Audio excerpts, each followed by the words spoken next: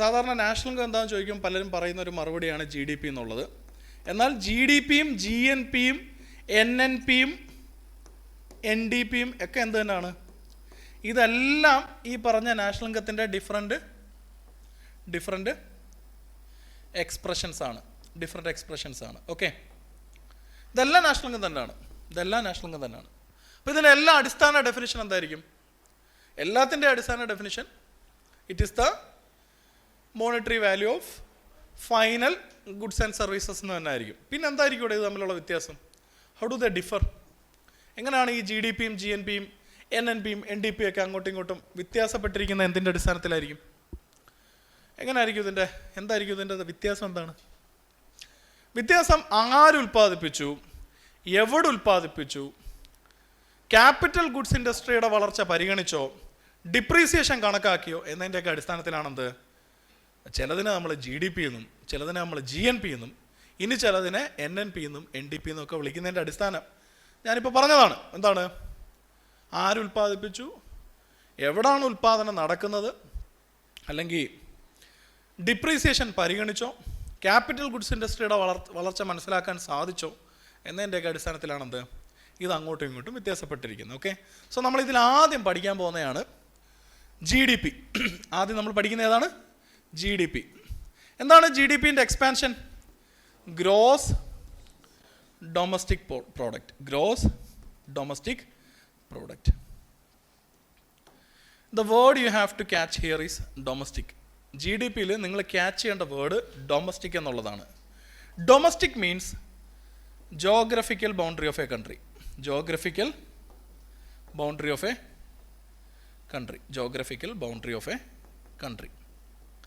Okay, GDP എന്നുള്ള അബ്രിവേഷനിൽ നിങ്ങൾ പിക്ക് ചെയ്യേണ്ട വേർഡ് ഏതാണ്? ഡൊമസ്റ്റിക് എന്നുള്ളതാണ്. നിങ്ങളുടെ ഹിൻ്റ് എന്താണ്? ഡൊമസ്റ്റിക് എന്നുള്ളതാണ്. Domestic means what? Geographical boundary of a country. Okay, ഒരു രാജ്യത്തിൻ്റെ ജോഗ്രഫിക്കൽ ബൗണ്ടറിക്കുള്ളിൽ നടക്കുന്ന ഉൽപ്പാദനം രേഖപ്പെടുത്തുന്നതാണെന്ത്? GDP എന്നത്. ഓക്കെ, നിങ്ങൾ ഇന്ത്യ ഒന്ന് ഇമാജിൻ ചെയ്തേ.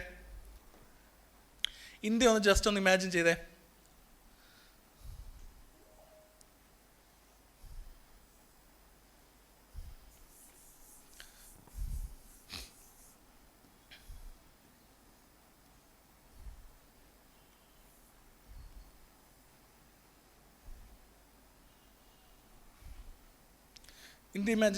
ഓക്കെ,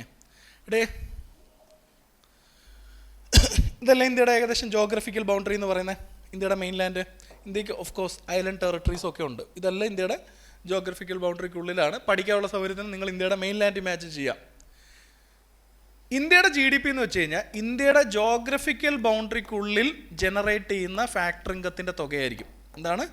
ഇന്ത്യയുടെ ജോഗ്രഫിക്കൽ ബൗണ്ടറിക്കുള്ളിൽ ജനറേറ്റ് ചെയ്യുന്ന ഫാക്ടർ ഇൻകത്തിൻ്റെ സമ്മാണത് ഇന്ത്യൻ GDP. എന്തുകൊണ്ടാണ് ഞാൻ ഫാക്ടർ ഇൻകം എന്ന് പറഞ്ഞത്? ഇന്ത്യയുടെ ജോഗ്രഫിക്കൽ ബൗണ്ടറിക്കുള്ളിലെ ഫാക്ടർ ഇൻകം എന്ന് പറഞ്ഞാൽ എന്താണ്? അങ്ങനെ പറഞ്ഞാൽ മതി. കാരണം ഫാക്ടർ ഇൻകം എന്താണ്? ഉൽപ്പാദനവുമായിട്ട് ബന്ധപ്പെട്ട് ഫേംസ് നിശ്ചയിക്കുന്ന വിലയല്ലേ അതിൻ്റെ ഫാക്ടർ ഇൻകം അല്ലേ?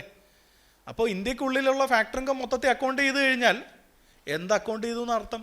ഇന്ത്യയുടെ ജോഗ്രഫിക്കൽ ബൗണ്ടറിക്കുള്ളിലെ പ്രൊഡക്ഷൻ അക്കൗണ്ട് ചെയ്തെന്ന് തന്നെയല്ലേ അർത്ഥം. കാരണം ഈ പ്രൊഡക്ഷൻ മണി വൈസ് റെക്കോർഡ് ചെയ്യപ്പെടുന്ന എന്തായിട്ടാണ്? ഫാക്ടർ കോസ്റ്റ് ആയിട്ട്, അല്ലെങ്കിൽ വൺസ് ഇറ്റ് ഈസ് സോൾഡ് അത് ഫാക്ടർ ഇൻകം ആയിട്ടല്ലേ നമ്മൾ അക്കൗണ്ട് ചെയ്യുന്നത് അല്ലേ? ആ അർത്ഥത്തിൽ ഇന്ത്യയുടെ ജോഗ്രഫിക്കൽ ബൗണ്ടറിക്കുള്ളിൽ ജനറേറ്റ് ചെയ്യുന്ന ഫാക്ടർ ഇൻകം ആണെന്ത്? ഇന്ത്യയുടെ GDP. Factor income generated well within the geographical boundary of India ആണെന്ത്? ഇന്ത്യൻ GDP എന്ന് പറയുന്നത്.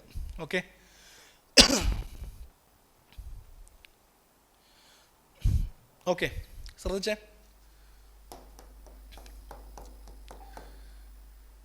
ഇന്ത്യൻ GDPയുടെ പ്രത്യേകത എന്താണ്? ആരുൽപ്പാദിപ്പിച്ചാലും വേണ്ടിയില്ല, ഇന്ത്യയുടെ ജോഗ്രഫിക്കൽ ബൗണ്ടറിക്കുള്ളിലാണോ ഉൽപ്പാദനം, അതെന്തിൻ്റെ ഭാഗമാണ്? ഇന്ത്യൻ GDPയുടെ ഭാഗമാണ് അല്ലേ? നമുക്കറിയാം ഇന്ത്യയുടെ ഇതെല്ലാം ഫേംസ് ആണ്. ഞാൻ ഈ ഡോട്ട് ഇട്ടിരിക്കുന്നതൊക്കെ എന്താണ്? ഫേംസ് ആണ്. ഫേംസ് എന്ന് വെച്ചാൽ എന്താ? Firms, FIRMs, firms. ഫേംസ് അല്ലേ കൺസേൺഡ് വിത്ത് പ്രൊഡക്ഷൻ.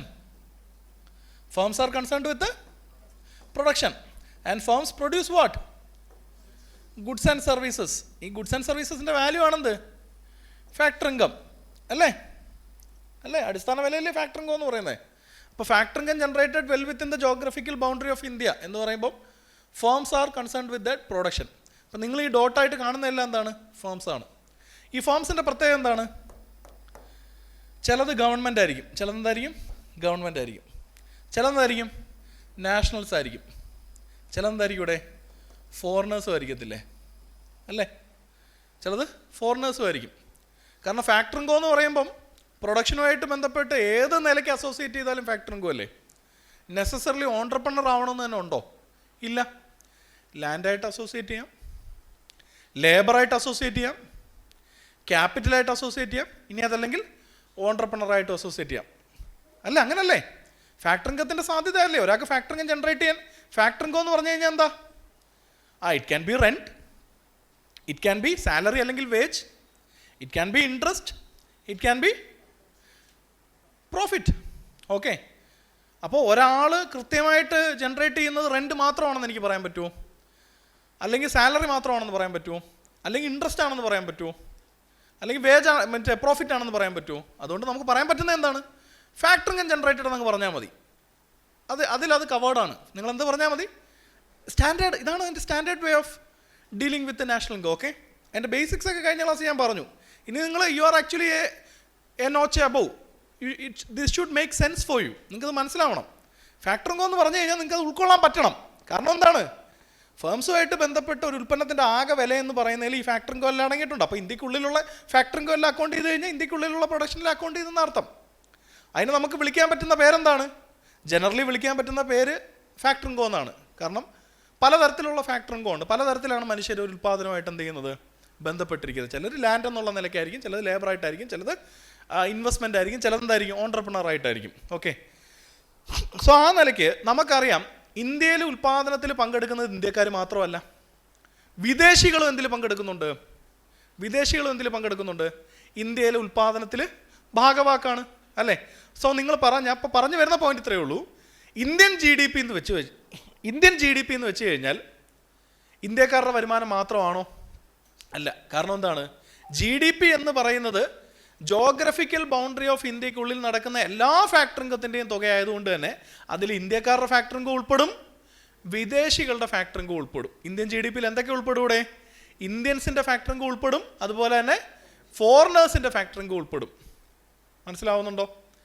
അതുകൊണ്ട് തന്നെ ജി ഡി പി എന്ന് പറയുന്നത് ശരിയായ അർത്ഥത്തിൽ ഇന്ത്യക്കാരുടെ വരുമാനമാണോ ഇന്ത്യൻ ജി ഡി പി എന്ന് പറയുന്നത്? അല്ല. എന്തുകൊണ്ടല്ല? രണ്ട് കാരണം കൊണ്ടല്ലെന്ന് ഞാൻ പറയും. എന്തൊക്കെയാണ് കാരണം? ഒന്ന്, ഇന്ത്യയുടെ ജി ഡി പിയിൽ വിദേശികളായിട്ടുള്ളവരുടെ ഫാക്ടർ ഇൻകം ഉൾപ്പെട്ടിട്ടുണ്ട്. രണ്ട്, എല്ലാ ഇന്ത്യക്കാരുടെയും വരുമാനം ഇന്ത്യൻ ജി ഡി പിയിൽ ഉൾപ്പെട്ടിട്ടില്ല. എന്ന് വെച്ച് കഴിഞ്ഞാൽ ഇന്ത്യയുടെ ജോഗ്രഫിക്കൽ ബൗണ്ടറിക്ക് വെളിയിൽ അല്ലേ, അറബ് രാജ്യങ്ങളിലും അമേരിക്കയിലും മറ്റേഷ്യൻ രാജ്യങ്ങളിലും ആഫ്രിക്കയിലും ഒക്കെ ജോലി ചെയ്യുന്ന ഇന്ത്യക്കാരുടെ വരുമാനം എന്തിൻ്റെ ഭാഗമല്ല? ഇന്ത്യൻ ജി ഡി പിയുടെ ഭാഗമല്ല. കാരണം എന്താണ്? അവർ ഫാക്ടർ ഇൻകം ജനറേറ്റ് ചെയ്യുന്നത് എവിടെ അല്ല? ഇന്ത്യയുടെ ജോഗ്രഫിക്കൽ ബൗണ്ടറിക്കുള്ളിലല്ല അല്ലേ? ഇന്ത്യയുടെ ജോഗ്രഫിക്കൽ ബൗണ്ടറിക്കുള്ളിലുള്ള ഫാക്ടർ ഇൻകം മാത്രമേ എന്തിൻ്റെ ഭാഗമായിട്ടുള്ളൂ? ഇന്ത്യൻ ജി ഡി പിയുടെ ഭാഗമായിട്ടുള്ളൂ. അപ്പോൾ ഇന്ത്യയുടെ ജോഗ്രഫിക്കൽ ബൗണ്ടറിയുടെ വെളിയിൽ ഫാക്ടർ ഇൻകം ജനറേറ്റ് ചെയ്യുന്ന ഇന്ത്യക്കാരുടെ വരുമാനം ഇന്ത്യൻ ജി ഡി പിയിൽ ഉൾപ്പെട്ടിട്ടില്ല. മാത്രമല്ല ഇന്ത്യക്കാരല്ലാത്തവരുടെ വരുമാനം ഇന്ത്യൻ ജി ഡി പിയിൽ ഉൾപ്പെട്ടിട്ടുണ്ട് താനും. ഓക്കെ, ഈ രണ്ട് കാരണം കൊണ്ട് ജി ഡി പി എന്ന് പറയുന്നത് ശരിയായ അർത്ഥത്തിൽ ഇന്ത്യക്കാരുടെ നാഷണൽ ഇൻകം ആണോ? അല്ല. നിങ്ങൾക്ക് മനസ്സിലായോ? അപ്പം അതുകൊണ്ട് തന്നെ ജി ഡി പിയുടെ കേസിൽ ഒരു ടേക്ക് അവേ ഇതാണ്, നിങ്ങൾ ഓർത്തിരിക്കണം. ജി ഡി പിയെ സംബന്ധിച്ചിടത്തോളം നിങ്ങൾ മനസ്സിലാക്കുക, ജി ഡി പിയിൽ ഒരു രാജ്യത്തിൻ്റെ ജി ഡി പി എന്ന് പറയുമ്പോൾ ആരുൽപ്പാദിപ്പിച്ചു എന്നതിന് ഒരു പ്രസക്തിയില്ല, എവിടാണ് ഉൽപ്പാദനം നടക്കുന്നത് അതിനാണ് പ്രസക്തി. Who produces doesn't matter. What is significant? Where the production is taking place is significant. ഇതാണ് ജി ഡി പിയുടെ പ്രത്യേകത. ഓക്കെ, ഇന്ത്യയുടെ ജോഗ്രഫിക്കൽ ബൗണ്ടറിക്കുള്ളിലാണോ അത് ഇന്ത്യൻ ജി ഡി പി, അത് ആരുൽപ്പാദിപ്പിച്ചാലും വേണ്ടിയില്ല, അത് ഇന്ത്യൻ ജി ഡി പിയുടെ ഭാഗമാണ്. അതുകൊണ്ട് തന്നെ വിദേശികളുടെ വരുമാനം ഇന്ത്യൻ ജി ഡി പിയിൽ ഉൾപ്പെട്ടിട്ടുണ്ട്.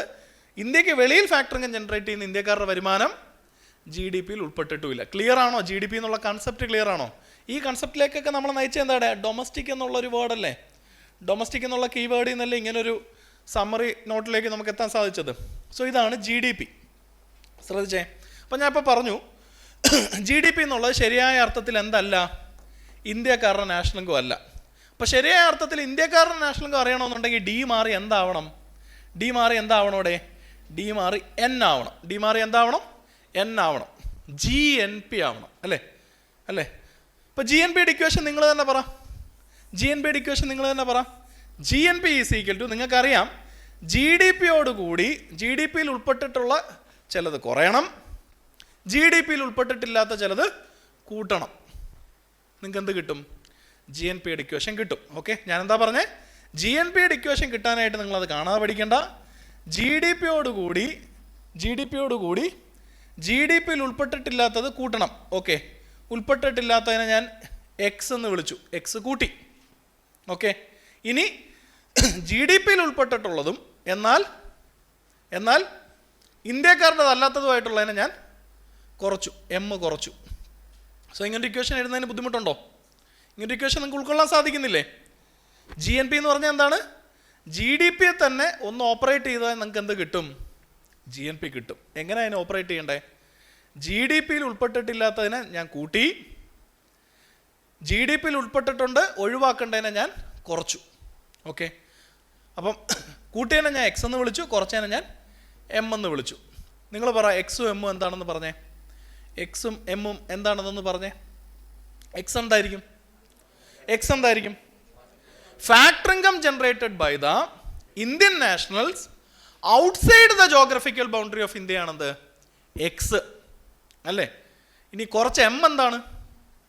Factor income generated by the foreign nationals well within the geographical boundary of India ആണെന്ത്? എം. അത് കുറയ്ക്കണ്ടേ? അപ്പോൾ കൂട്ടാവുള്ളതൊക്കെ കൂട്ടി, കുറയ്ക്കാവുള്ളതൊക്കെ കുറയ്ക്കുമ്പോൾ കിട്ടുന്ന സാധനമാണെന്ത്? GNP. എന്തിൽ നിന്നും? GDP യിൽ നിന്നും. ഓക്കെ, സോ നമ്മൾ പഠിച്ചു തുടങ്ങിയത് എവിടെയാണ്? GDP യിലാണ് പഠിച്ചു തുടങ്ങിയത്. GDPക്കകത്ത് എല്ലാം ഉൾപ്പെട്ടിട്ടുണ്ട്. ഇന്ത്യയുടെ ജോഗ്രഫിക്കൽ ബൗണ്ടറിക്കുള്ളിലുള്ള എല്ലാം ഉൾപ്പെട്ടിട്ടുണ്ട്. Factor income generated by within the geographical boundary GDP യിൽ ഉൾപ്പെട്ടിട്ടുണ്ട്. അതിന് നമ്മൾ എന്ത് ചെയ്തു? അതിൻ്റെ കൂടെ എക്സ് കൂട്ടി, എം കുറച്ചു. എക്സ് എന്തുകൊണ്ട് കൂട്ടി? കാരണം അത് GDP യിൽ ഉൾപ്പെട്ടിട്ടില്ല, അതുകൊണ്ട് കൂട്ടി. എം എന്തുകൊണ്ട് കുറച്ചു? എം എന്ന് പറയുന്നത് വിദേശികളുടെ വരുമാനം ആയതുകൊണ്ട് നമ്മളത് കുറച്ചു. അപ്പം എക്സിനും എമ്മിനെ ഡിഫൈൻ ചെയ്തേ. എക്സിനെ എമ്മിനെ ഡിഫൈൻ ചെയ്തേ. എക്സിനെ എന്തെന്ന് എഴുതാടെ? Factor income generated by the NRIs എന്ന് പറയണ്ട. GDPയുടെയും GNPയുടെയൊക്കെ ഡെഫിനിഷൻ ഞാൻ ഇന്ത്യയുടെ കോണ്ടെക്സ്റ്റിൽ പറയുന്നതുകൊണ്ടാണ് ഇന്ത്യൻ നാഷണൽസ് എന്ന് പറയുന്നത്. ശരിക്കും സ്റ്റാൻഡേർഡ് ഡെഫിനിഷൻ എങ്ങനെ പറയത്തുള്ളൂ എന്നറിയാമോ? Factor income generated by the nationals എന്നേ പറയത്തുള്ളൂ. ഏത് രാജ്യത്തിന് വേണ്ടിയും ഏത് രാജ്യത്തെ സംബന്ധിച്ചിടത്തോളം ജനറലായിട്ട് ഉപയോഗിക്കുന്ന രീതിയിൽ അങ്ങനെ പറയേണ്ടത്. ഇതിപ്പോൾ നമുക്ക് പഠിക്കാനുള്ള സൗകര്യത്തിന് വേണ്ടിയാണ് ഇന്ത്യൻ നാഷണൽസ് എന്നും ഇന്ത്യയുടെ ജോഗ്രഫിക്കൽ ബൗണ്ടറി എന്നൊക്കെ പറയുന്നത്. ആ വ്യത്യാസം നിങ്ങൾ ശ്രദ്ധിക്കണം കേട്ടോ. നമ്മുടെ കൺവീനിയൻസിന് വേണ്ടി മാത്രം അങ്ങനെ ഉപയോഗിക്കുന്നത്. നിങ്ങളുടെ നോട്ട്സിൽ സ്റ്റാൻഡേർഡ് ഡെഫിനിഷൻ ആയിരിക്കും കിടക്കുന്നത്. ഓക്കെ, സോ എക്സിനെ ഞാൻ എന്തെന്ന് വിളിച്ചു? Factor income generated by the Indian nationals elsewhere in the world. Indian nationals elsewhere in the world. ഈ elsewhere in the world മനസ്സിലാവാത്തവർ factor income generated by the Indian nationals outside the geographical boundary of India എന്ന് തന്നെ എടുത്ത് എഴുതുക. എങ്ങനെ തന്നെ എഴുതാം? elsewhere എന്ന് എഴുതുന്നതാണ് സ്റ്റാൻഡേർഡ്. ഓക്കെ, elsewhere എന്ന് പറയുമ്പോൾ എന്താ അർത്ഥം വന്നോളും? Outside the geographical boundary of India എന്നുള്ള അർത്ഥം വന്നോളും. ഇനി elsewhere എന്ന് എഴുതുന്നതിന് എന്തെങ്കിലും ബുദ്ധിമുട്ടുള്ളവർ എന്തെന്ന് തന്നെ അങ്ങ് എഴുതുക. Factor income generated by the Indian nationals outside the geographical boundary of India എന്ന് തന്നെ സ്പഷ്ടമായിട്ട് അങ്ങ് എഴുതുക. അതാണെന്ത്? എക്സ്. എക്സ് നമ്മൾ എന്ത് ചെയ്തു? കൂട്ടി. ഇനി കുറച്ച് എം എന്താണ്? Factor income generated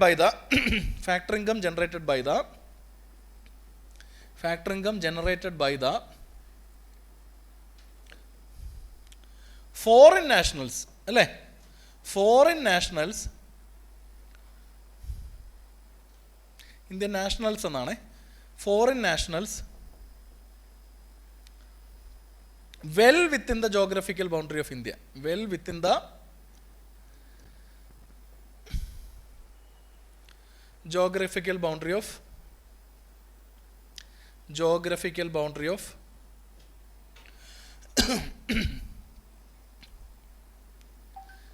India, geographical boundary of India. Okay, ഇതാണ് എം. ശ്രദ്ധിച്ചേ, ജി ഡി പിയുടെയും ജി എൻ പിയുടെയും കൺസെപ്റ്റും ജി എൻ പിയുടെ ഇക്വേഷനും ദയവ് ചെയ്ത് കാണാതെ പഠിക്കരുത്. ഓക്കെ, കാണാൻ പഠിക്കാനല്ല ഇക്വേഷൻ എഴുതിയത്, നിങ്ങൾ മനസ്സിലാക്കി പഠിച്ചാൽ മതി. എങ്ങനെയാണ് നിങ്ങൾ ജി എൻ പിയെ മനസ്സിലാക്കേണ്ടത്? നമ്മൾ ആ കറക്റ്റ് ഫ്ലോയിലൊന്ന് ഓർത്തേ, കാരണം ഇതിൽ നിന്നാണ് പ്രോബ്ലംസ് എല്ലാം വരാൻ പോകുന്നത്. ഓക്കെ, ജി ഡി പി എന്ന് വെച്ചാൽ എന്താ? ജി ഡി പിയിലെ ഡൊമസ്റ്റിക് എന്നുള്ള വാക്ക് എടുക്കുക. Domestic refers to what? Geographical boundary of a country. നമ്മുടെ കോണ്ടെക്സ്റ്റിൽ ഏതാണ്? ഇന്ത്യയാണ്. ഓക്കെ, അപ്പോൾ ഇന്ത്യക്കുള്ളിൽ നടക്കുന്ന ഉൽപ്പാദനമാണ് ഇന്ത്യയുടെ ജി ഡി പി.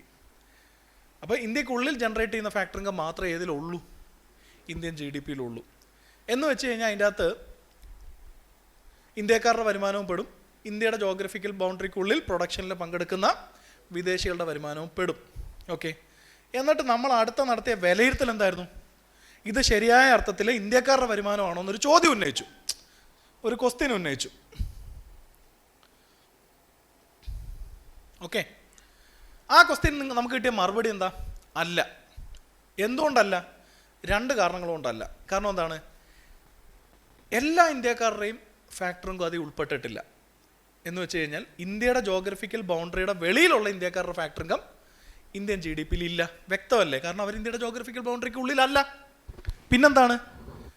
ഇന്ത്യയുടെ ജോഗ്രഫിക്കൽ ബൗണ്ടറിക്ക് ഉള്ളിലുള്ള വിദേശികളുടെ വരുമാനം കൂടി എന്തിൻ്റെ ഭാഗമാണ്? ഇന്ത്യൻ ജി ഡി പിയുടെ ഭാഗമാണ്. ഈ രണ്ട് കോൺട്രാസ്റ്റ് ഉള്ളത് കൊണ്ടാണ് നമ്മൾ എന്ത് പറഞ്ഞത്? ഇന്ത്യൻ ജി ഡി പി എന്ന് പറയുന്നത് ഇന്ത്യക്കാരുടെ വരുമാനം അല്ല എന്ന് നമ്മൾ പറഞ്ഞത്. അപ്പോൾ ഇന്ത്യക്കാരുടെ വരുമാനം ആവണമെന്നുണ്ടെങ്കിൽ ആ ഡി മാറി എന്താവണം? ഡൊമസ്റ്റിക് മാറി എന്താവണം? നാഷണൽ ആവണം. ഡൊമസ്റ്റിക് മാറി എന്താവണം? നാഷണൽ ആവണം. അതാണെന്ത്? G N P, gross national product. അപ്പോൾ ഗ്രോസ് നാഷണൽ പ്രോഡക്റ്റിന് ഒരു ഇക്വേഷൻ ഉണ്ട് എങ്കിൽ അതെന്തായിരിക്കും? ജി ഡി പിയോടുകൂടി ജി ഡി പിയിൽ ഉൾപ്പെട്ടിട്ടില്ലാത്തത് കൂട്ടണം, ജി ഡി പിയിൽ അടങ്ങിയിട്ടുള്ള ഇന്ത്യക്കാരുടേതല്ലാത്തത് കുറയ്ക്കണം. ജി ഡി പിയിൽ ഉൾപ്പെട്ടിട്ടില്ലാത്തതിനെ നമ്മൾ എക്സ് എന്ന് വിളിച്ചു, അത് കൂട്ടി.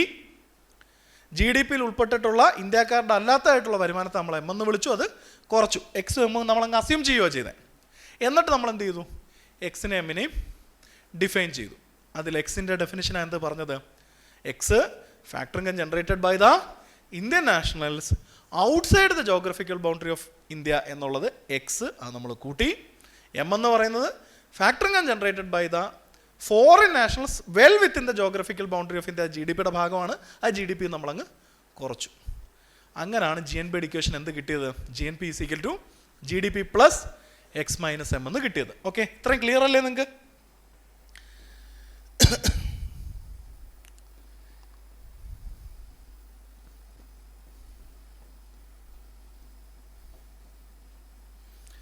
ഓക്കെ, ഞാൻ ഈ പ്ലസ് കഴിഞ്ഞൊരു ബ്രാക്കറ്റ് ഇട്ട് കഴിഞ്ഞാൽ ഈ ഇക്വേഷൻ എന്തെങ്കിലും മാറ്റമുണ്ടോ? ഈ ബ്രാക്കറ്റ് ഇടുന്നത് വഴി ഈ ഇക്വേഷൻ്റെ സൈനേജിന് എന്തെങ്കിലും മാറ്റം വരുമോ? ഇല്ല. പ്ലസിൻ്റെ പ്ലസ് പ്ലസ്, പ്ലസിൻ്റെ മൈനസ് മൈനസ് അല്ലേ? പക്ഷേ നമ്പർ ഓഫ് ടേംസ് മാറിയില്ലേ? നേരത്തെ 1, 2, 3 ഉണ്ടായിരുന്നത് ഇപ്പോൾ എന്തായി? 1, 2 ആയി. 2 ടേമായിട്ട് അതെന്തായി? കുറഞ്ഞു അല്ലേ?